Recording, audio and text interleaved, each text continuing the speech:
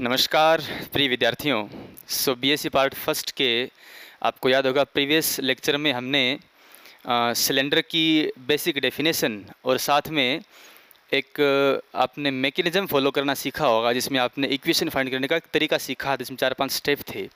अब उसके रिगार्डिंग हम यहाँ पर एग्जांपल लेके आए हैं। पहले पढ़ते हैं इसमें क्या दिया गया है। बोला है कि find the equation of the cylinder whose generators are the parallel to the line this, है ना, and whose guiding curve with ellipse of this type of. यहाँ पर आपको पता है दो टाइप की बातें दी गई, एक तो एलिप्स है ये और ये क्या है, एक सरफेस है, पता है ना, एक्स वाई सरफेस है ये। सो ऐसा इसमें एक कंडीशन दी गई है। तो चलिए बात करते हैं कि इस कंडीशन में इसको फॉलो करने वाला सिलेंडर कैसा होगा। पहली बात तो आपको पूरा मैकेनिज्म याद है कि नहीं है, प्रीवियस क्लास वाला।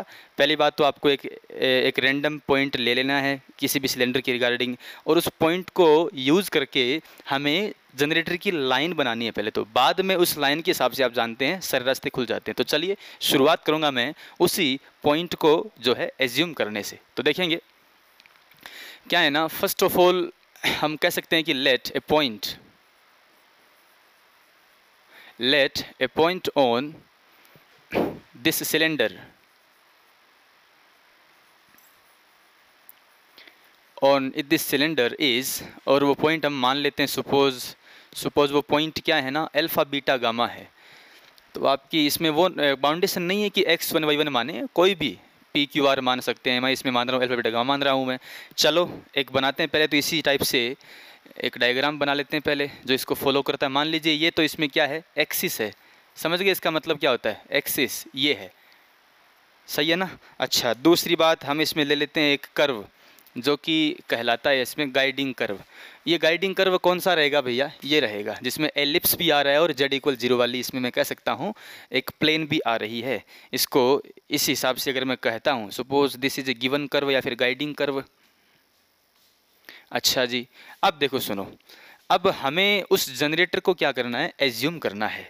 तो जनरेटर एज्यूम करना कोई बड़ी बात नहीं है, ज़रा ध्यान से देखेंगे। इस गाइडिंग कर्व पर कोई भी आप लाइन मान लो, मैंने ऐसी लाइन ले ली है, तो ये लाइन क्या है ना, इस गाइडिंग कर्व के साथ पैरेलल होगी, ओके। और इस गाइडिंग कर्व, इस जनरेटर पर मैंने एक पॉइंट ए एज्यूम किया है जिसके कोऑर्डिनेट्स हैं अल्फा बीटा एंड गामा। समझ में आ गई बात, ये पूरी कहानी है। अब देखो, अब आपको बस सिंपल सा काम करना है। इसमें आपको दो स्टेप में आपको बता दूं। पहली बात तो आपको पॉइंट मिल गया ना, और ये दोनों पैरेलल, इसका मतलब इन दोनों के डायरेक्शनल रेशियो क्या होंगे, हमेशा सेम रहेंगे। वो आपको सेम करने हैं, मतलब रेशियो इसमें क्या दे रखे हैं, 1 - 2 3, वो इसमें सेम रहेंगे, सीधी सी बात है। और पॉइंट आपको इसमें एज्यूम करने में कोई दिक्कत नहीं, आपने एज्यूम कर लिया है, अल्फा बीटा गामा आ रहा है। तो इन दोनों की हेल्प से आप पहले बनाएंगे इस जनरेटर की इक्वेशन, और उस इक्वेशन में आपको क्या करना है, जेड की वैल्यू को 0 करके इसके रैंडम पॉइंट्स फाइंड कर लेने। वो पॉइंट आपको वापस कहाँ रखने हैं, इसी इक्वेशन में, वो इसको आपको आंसर दे देगा। ऐसे करना है। तो चलिए आगे हम बात शुरू करते हैं। आई होप आपको समझ में आई है बात जो मैंने आपसे कही है। चलिए भाई आगे बात करते हैं। Now equation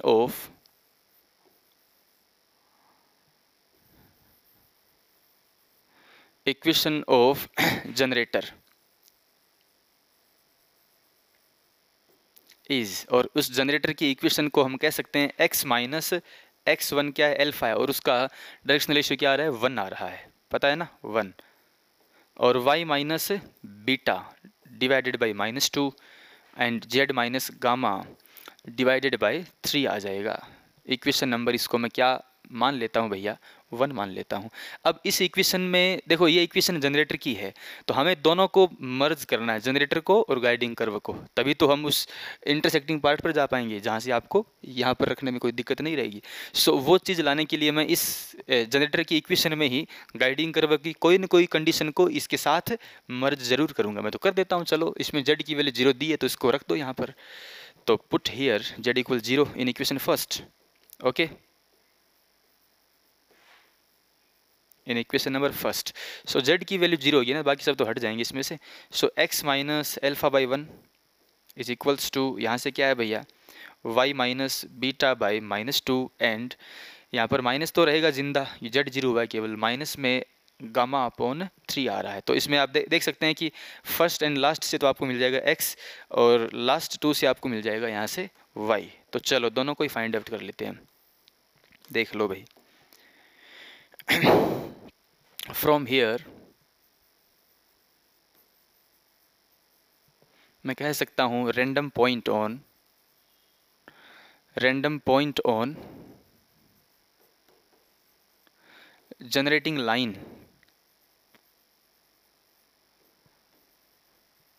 and guiding curve. इस बार दोनों आ जाएंगे ना। गाइडिंग कर्व क्यों आएगा पता है कि नहीं है? क्योंकि मैंने इसमें गाइडिंग कर्व की सिचुएशन को यूज़ कर लिया है, तो दोनों की चीज़ों अब जनरेटिंग लाइन तो पहले से थी ये, और गाइडिंग कर्व की कंडीशन से दोनों में ही आ जाएगा ये। तो यहाँ से देखो एक्स को और वाई को मैं फाइंड आउट कर रहा हूँ, तो वो कुछ ऐसे बन रहे हैं। मेरे विचार से आपको ये बात समझ में आ जाएगी। एक्स क्या है भैया? माइनस एल्फा बाई थ्री, तो वही यहाँ पर गामा बाई थ्री, सॉरी, यहाँ पर एल्फा इधर प्लस का आएगा, तो क्या बनेगा ये? Alpha minus gamma by three आ जाएगा। और यहाँ पर बीटा, और ये यहाँ पर क्या होगा? इसके साथ मल्टीप्लाई, तो माइनस माइनस प्लस कर देगा ये। सो यहाँ पर ऐसा बन जाएगा ये beta plus two gamma by three आ जाएगा। आई होप आपको ये पूरा समझ में आ रहा है अच्छे से। सही है कि नहीं है? ओके। सो ये जो अब एक्स वाई पॉइंट आया है, इसको आपको कहाँ रखना होता है? इसको आपको रखना होता है गिवन कर्व में ही। तो गिवन कर्व कौन सा है? ये रहा, इसमें रखना है, बस रख देते हैं भाई। चलो रखो, फिर नेक्स्ट पेज पर चलते हैं अपन। चलिए नाउ पुट वैल्यूज ऑफ, या फिर मैं कह सकता हूँ coordinates of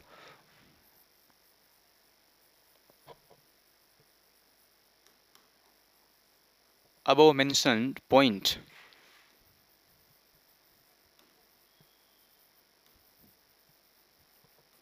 okay in equation of guiding curve। तो जो गाइडिंग कर्व था उसकी इक्वेशन में हमें इन पॉइंट्स के कोऑर्डिनेट्स को रख देना है, तो रख देते हैं। पहली बात तो इक्वेशन क्या है? X square plus two y square equal one. तो एक्स की वैल्यू और वाई की वैल्यू आप देख लो पहले ही, alpha minus gamma by three और beta plus two gamma by three आ रही है, तो चले रख देते हैं। फर्स्ट ऑफ ऑल एक्स की क्या है? Alpha minus gamma by three आ रहा है, इसका स्क्वायर था ना, हाँ जी, प्लस में था two y square, so beta plus two, ये टू कुछ घूम गया पता नहीं, गामा बाई थ्री इसका whole square is equals to one आ जाएगा। अब ये जो मैंने इसमें इक्वेशन लिखी है, ये किसकी इक्वेशन है? ये उस पॉइंट के हिसाब से बनी गई इक्वेशन है, पर हमें तो अब इसमें सिलेंडर की इक्वेशन चाहिए, तो उसके लिए मैं इसको क्या कर दूंगा? जनरलाइज कर दूंगा, मैं कर दूंगा। सही है। नाउ मैं कह सकता हूँ for finding the, now for finding the equation of cylinder we use here locus of point, और वो पॉइंट क्या था? ए एल्फा बीटा गामा। तो इसके लोकस को यूज करना। लोकस का मतलब अब एल्फा बीटा गामा नहीं रहेंगे, एक्स वाई जेड आ जाएंगे।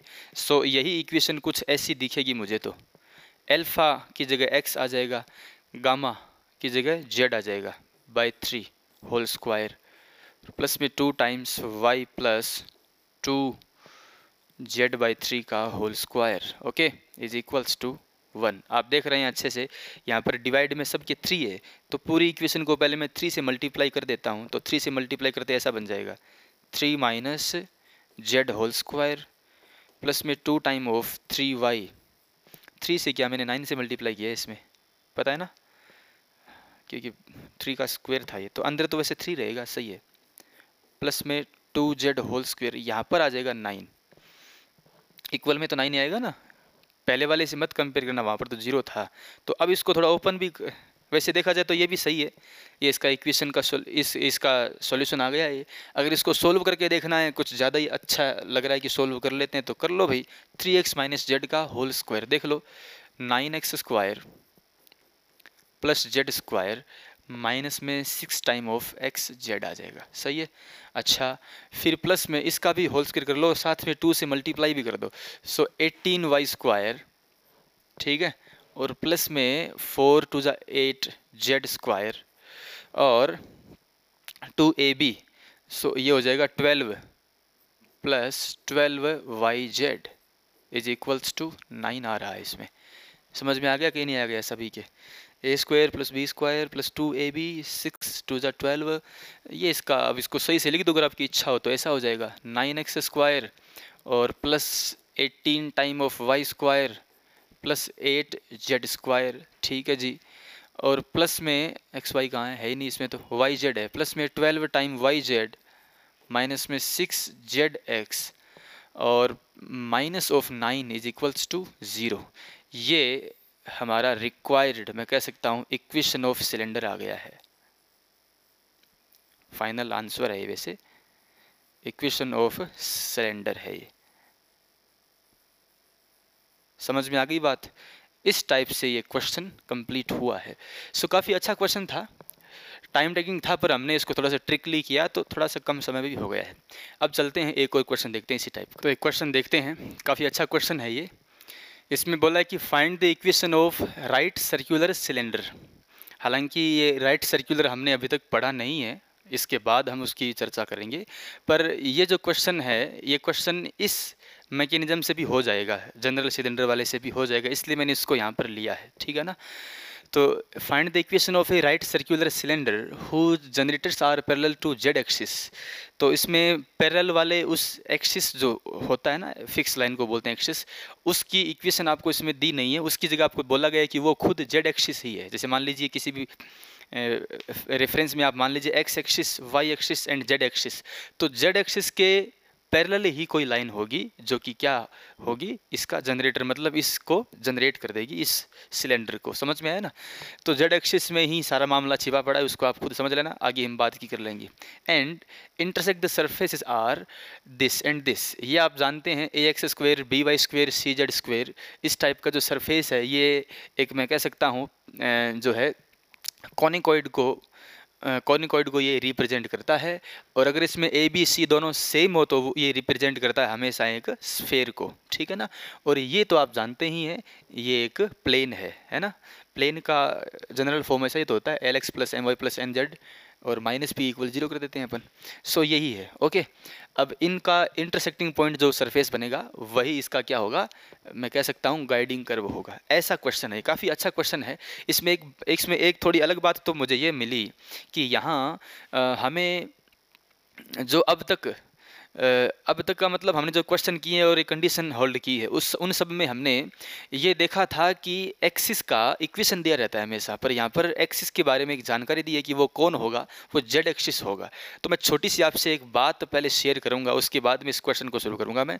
और वो बात ये है, सपोज मेरे पास ये एक फ्रेम ऑफ रेफरेंस है, this is x axis, y axis and y axis, हाँ तो वाई एक्सिस है, एंड जेड एक्सिस। तो देखना अच्छे से, एक्चुअली अगर कोई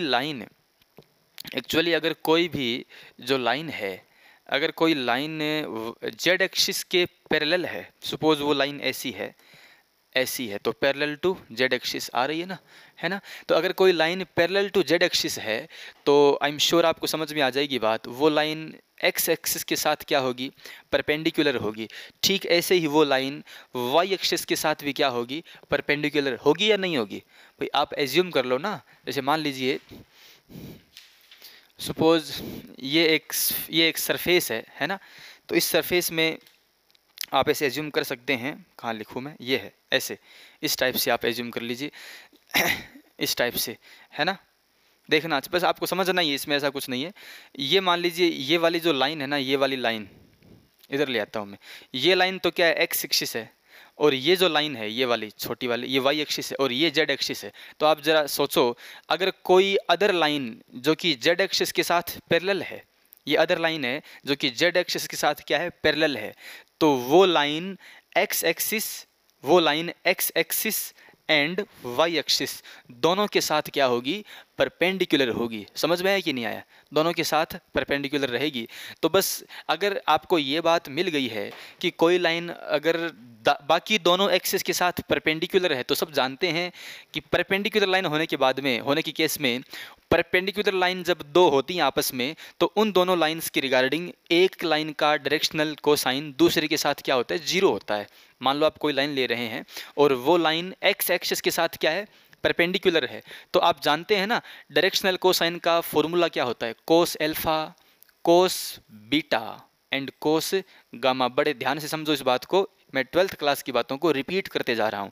किसी को अगर ये आता हो अच्छे से तो इसको आप 2-3 मिनट को स्किप भी कर सकते हैं, बाकी ये चीज़ें जो हैं बार बार आपको सीखनी ही होंगी अच्छे से। तो सुनो, कोस एल्फा, एल्फा क्या होता है? एक्स एक्सिस के साथ बनाया गया एंगल। तो ये जो लाइन है, जो यहाँ पर जनरेटर के पैरेलल लाइन है, इसको बोलते हैं अपन एक्सिस। ये लाइन एक्स एक्सिस के साथ क्या है? परपेंडिकुलर है। और एल्फा का मतलब होता है angle with x axis, beta का मतलब angle with y axis, gamma का मतलब एंगल विद जेड एक्सिस। तो जरा ध्यान से देखो, यहाँ पर एंगल विद एक्स एक्सिस क्या है? 90 डिग्री है ये। सो कोस 90 क्या होता है? 0 होता है, पता है सबको अच्छे से। अच्छा, बीटा का मतलब एंगल विद वाई एक्सिस, वो भी इसमें कितना था? अभी हमने समझा था 0 था। सो अगेन, सॉरी 90 था, 0 नहीं था, 90 था। इसका अगेन, इसका मतलब इसकी वैल्यू क्या आ जाएगी भैया? कोस 90, मतलब इसकी वैल्यू 0 आ जाएगी। अच्छा, यहाँ पर देखो जरा, गामा, कोई लाइन अगर जेड एक्सिस के साथ पैरेलल है तो जेड एक्सिस और उस लाइन के बीच में एंगल कितना होगा? 0 ही तो होगा, तभी तो पैरेलल हुई ना वो लाइन्स, क्योंकि उनके बीच में एंगल कुछ बनेगा ही नहीं, तभी तो पैरेलल लाइन है वो, है ना। सो उस केस में देखो, कोस 0 डिग्री, और कोस 0 की वैल्यू क्या होती है? 1। बस मैं आपसे इतना कहना चाहता हूँ, क्या कहना चाहता हूँ, कि जेड एक्सिस की अगर कोई लाइन पैरेलल होगी ना, जेड एक्सिस के साथ अगर कोई लाइन पैरेलल होगी तो होता क्या है? होता ये है कि भैया जेड एक्सिस के साथ जो लाइन पैरेलल होती है उसके डायरेक्शनल कोसाइंस हमेशा क्या होते हैं? 0, 0 एंड 1 होते हैं। आई एम श्योर आपको ये सब, कोई भी मैंने बहुत बड़ी बात नहीं बताई है, सिंपल सी 12th क्लास की कंसेप्ट वाली बात बताई मैंने, वो भी केवल कंसेप्ट वाली बात, कोई अंदर डीप कोई कॉन्सेप्ट हो ऐसा नहीं, एक फॉर्मल कंसेप्ट की मैंने बात बताई है। आई होप आपको समझ में आ गई होगी बात ये। अब मैं क्या करूँगा ना, अब मैं यहाँ पर जो LMN यूज़ करते हैं हम, LMN क्या होते हैं? डायरेक्शनल रेशियोज होते हैं। उन LMN की जगह मैं यहाँ पर क्या यूज़ करूँगा? 001 को यूज़ करूँगा मैं। बस ये बात आपसे मैं कहने के लिए मैंने इतना कुछ बताने का कुछ प्रयास किया था। अब चलिए हम शुरुआत करते हैं हमारी बात की। तो देखो सुनो, फर्स्ट ऑफ ऑल मैं इसमें एक पॉइंट एज्यूम करूंगा और बाकी सब काम सेम है, देखेंगे। Late assume A point on generator,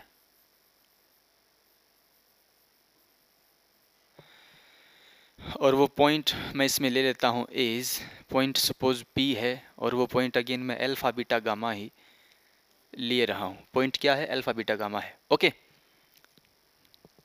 चलिए भैया डायग्राम बना ले, क्या इसका बना ही लेते हैं, अच्छा ही रहेगा। इस बार इसके डायग्राम की बनाने की ज़रूरत ज़्यादा है क्योंकि इसमें फ्रेम ऑफ रेफरेंस दिखाना पड़ेगा हमें। सो एक्स एक्सिस, ये ऊपर वाला जेड एक्सिस रखते हैं अपन, जेड एक्सिस, और ये है वाई एक्सिस। ओके, तो चलिए हम बनाते हैं यहाँ पर एक सिलेंडर। ये कौन सा सिलेंडर है भाई? ये है राइट सर्कुलर, ध्यान रखना, इस सिलेंडर के बारे में फिक्स कर रखा है पहले से ही। ये सिलेंडर कौन सा होगा? राइट सर्कुलर होगा। सो ये सिलेंडर कुछ ऐसा होगा, इस टाइप से होगा। ये सेम है क्या? लगना चाहिए सेम, फीलिंग आनी चाहिए ऐसे कि हाँ है, वरना तो क्या फ़ायदा। ये रहा, पक्का ना? ठीक है भैया। सो इसका जो जनरेटर है, इसका मैं एक जनरेटर एज्यूम करूँगा ना, कोई एक जनरेटर, मान लीजिए मैंने ये जनरेटर एज्यूम कर लिया है। बीच में कोई अंदर से खोखला है, ये ध्यान रखना। तो अंदर से जो खोखला है वहाँ पर कोई लाइन नहीं है। ये लाइन क्या है? ये लाइन इसके पर्दे पर है। मान लो ये कोई पेज से, ये पेज तो करनी पड़े यहाँ पर, अभी देखो ऐसे। तो ये जो मैंने यहाँ पर एक ग्रीन लाइन बनाई ना, ग्रीन लाइन, ये लाइन इस सरफेस पे होती है। कई सोचते हैं क्या है कि ये लाइन तो अंदर कहीं पर घूम रही होगी, ऐसा सोचते हैं कि ऐसा नहीं है, सरफेस पर लाइन होती है। जनरेटर है ये। सो अगर जनरेटर है इसका मतलब ये लाइन क्या होगी? सरफेस पर कहीं ना कहीं एग्जिस्ट करेगी। समझ में आ गई बात? अच्छा जी, अब अगर सरफेस पर एग्जिस्ट करेगी सो सीधी सी बात है, और ये मैंने क्या लिया यहाँ पर? ये मैंने इसमें लिया है जो आपको दी गई लाइन थी जनरेटर वाली, जनरेटर है ये।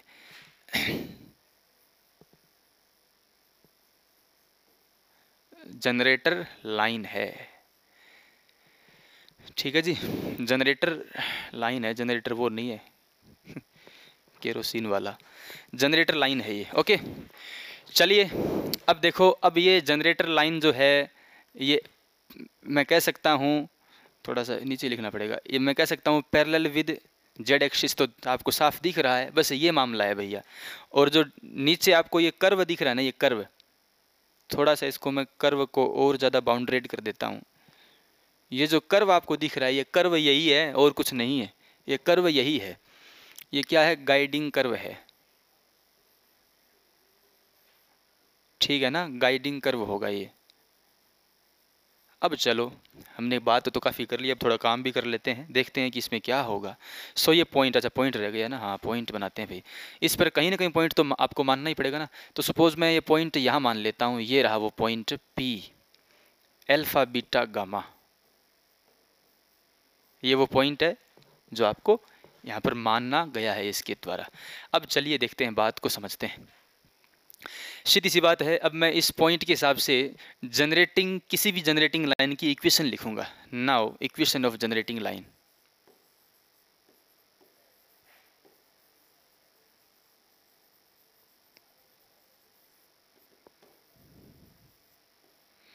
सब जानते हैं ना, x माइनस x1 वो कितना है भैया? अल्फा है, डिवाइडेड बाय x एक्सिस के साथ डायरेक्शनल कोसाइन, और वो कितना है इसमें? 0 है। सो x अपॉन अल्फा अपॉन 0 आ जाए, x माइनस अल्फा अपॉन 0 आ जाएगा, और y माइनस बीटा अपॉन 0 आ जाएगा, और z माइनस गामा अपॉन कितना आ जाएगा? वहाँ पर क्या है? 1 है। समझ में आ गई बात? 1 क्यों आया? 0 0 1 आ जाएगा। अब ये मत मानना कि डिवाइड में 0 आ गया तो ये इनफाइनाइट बन गया, एक स्ट्रक्चर है, आपको इसको सोल्व नहीं करना होता है। अब सुनो, अब वो बात तो इसमें है नहीं, थोड़ी अलग बात आ रही है इसमें। मतलब प्रीवियस क्वेश्चन में क्या बात थी? यहाँ पर z इक्वल 0 दे रखा था, तो अब वो बात तो इसमें है नहीं कि मैं z इक्वल 0 करके एक्स वाई को फाइंड कर लेता हूँ बढ़िया से, है ना। यहाँ पर कंडीशन कुछ अलग टाइप की है। तो मैंने आपसे पहले ही कहा था कल वाली क्लास में कि अगर कंडीशन कुछ इस टाइप की आ जाए कि हम डायरेक्ट कोई पॉइंट न रख सकते हो, तो उस केस में मैंने आपसे पहले कहा था एक रामबाण उपाय है कि इस पूरी क्वांटिटी को हमें क्या मान लेना है भैया? लेमडा मान लेना है। लेमडा मान लो, यू मान लो, आर मान लो, के मान लो, कुछ मान लो। मैं इसको लेमडा मान, आप के मान ले भाई, आर मान ले, भले ए मान ले, वो आपकी इच्छा है, सही है ना।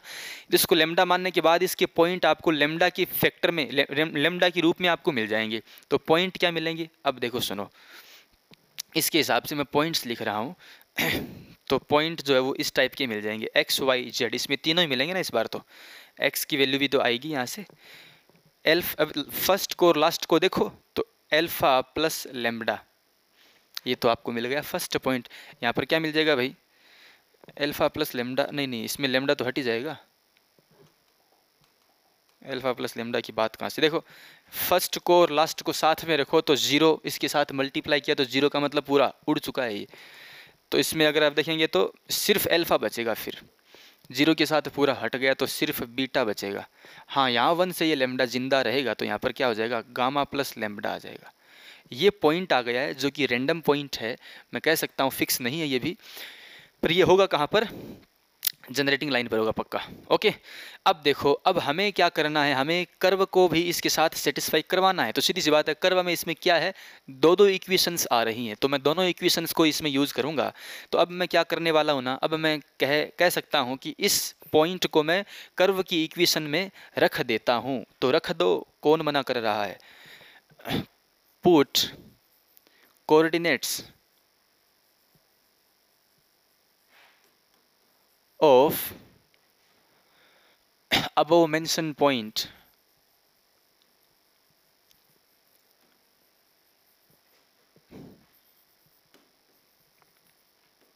in the equations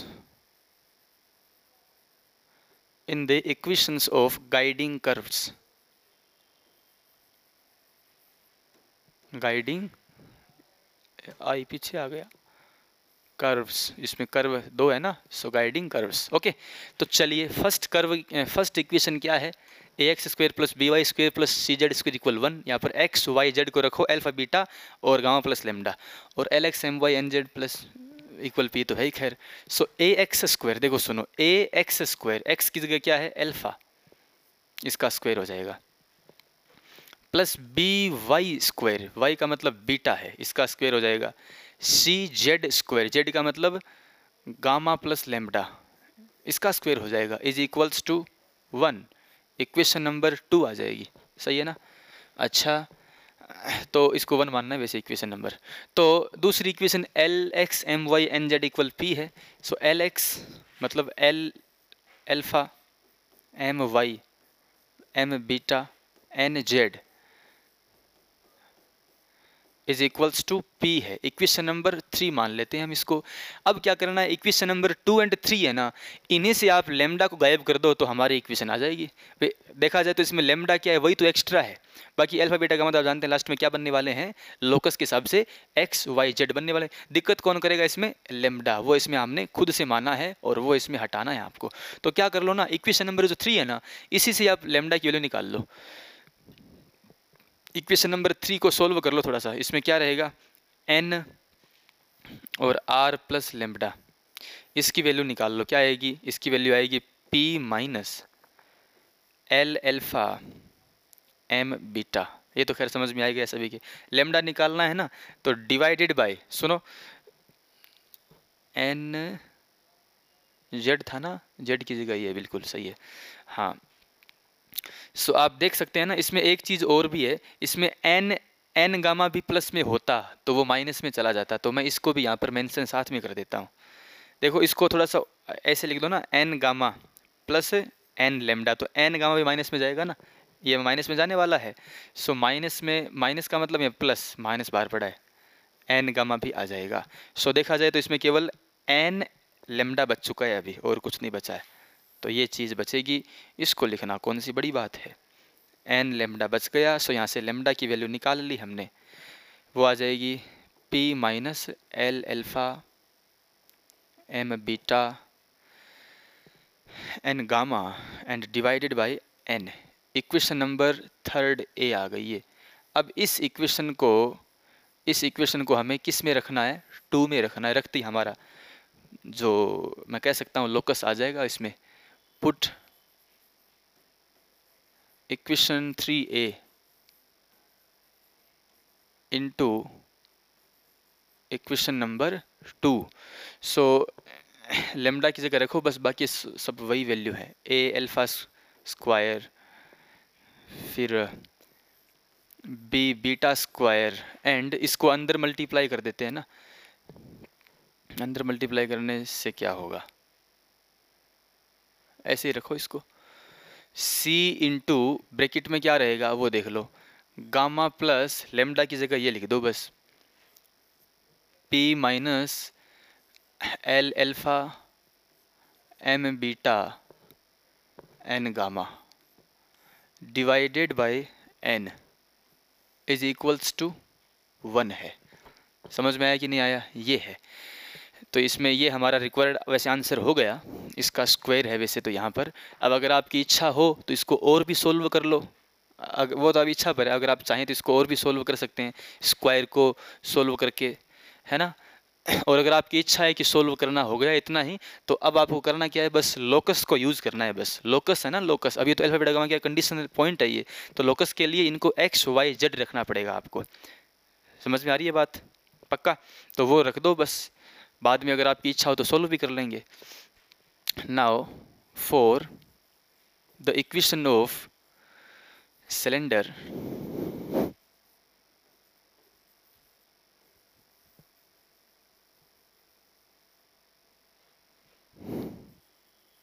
we use locus of point क्या था, ए था ना, अल्फा बीटा गामा, अपने आप ही मिल जा रहे हैं, अल्फा बीटा गामा। तो एक्स वाई जेड से रिप्लेस कर दो, बस हो गई, बल्ले बल्ले। सी, हाँ जी, gamma plus p minus l x my और n z divided by again n whole square is equals to 1। ये जो आपको एक बढ़िया सी चीज़ मिली है ना, ये कलर तो चेंज हो भाई, हाँ, इक्वेशन मिली है ना, ये यही है, मैं कह सकता हूँ रिक्वायर्ड इक्वेशन ऑफ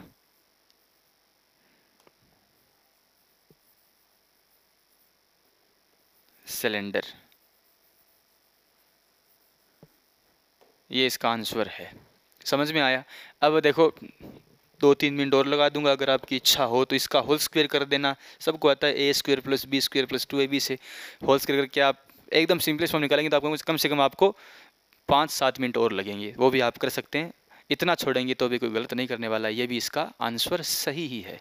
ओके, सो इसी के साथ हमने अब तक इन 2 क्लासों में हमने जनरल सर्कल को विद एग्जांपल समझने का प्रयास किया है, और आपके ये जो मैंने 2 क्वेश्चन करवाए हैं इनसे बाहर कोई क्वेश्चन बनने वाला नहीं है अगर जनरल सर्कल का कुछ बना तो। अब सिलेंडर का अगर जनरल सिलेंडर का बना तो अब नेक्स्ट सिलेंडर बनता है और उसका नाम है, जो कि इस क्वेश्चन में इसका नाम आया था, राइट सर्कुलर सिलेंडर। इसकी पहचान सुन लो, ऐसा सिलेंडर जिसका बेस क्या हो, सर्कल हो। बाकी सारा वही जनरल वाला ही सिस्टम चलेगा, लेकिन बेस में एक चीज़ जोड़ दी जाएगी। बेस क्या होना चाहिए? सर्कल होना चाहिए, तो उसको हम बोलते हैं राइट सर्कुलर सिलेंडर, क्योंकि वो राइट एंगल तो रखता है बेस के साथ। बेस जो है ना, बेस उसके साथ जनरेटर का क्या होता है? राइट एंगल होता है। और राइट सर्कुलर, नीचे क्या बनता है? सर्कल बनता है। और सिलेंडर तो खैर ही वो ऐसा। तो उसकी बात विधिवत विद एग्जाम्पल एग्ज़ाम के हिसाब से वो बात हम करेंगे नेक्स्ट क्लास में। आज की क्लास के साथ हमने जनरल सिलेंडर की इक्वेशन फाइंड करने की सब कंडीशंस को हमने कवर कर लिया है, बाकी सब नेक्स्ट क्लास में। Thanks a lot.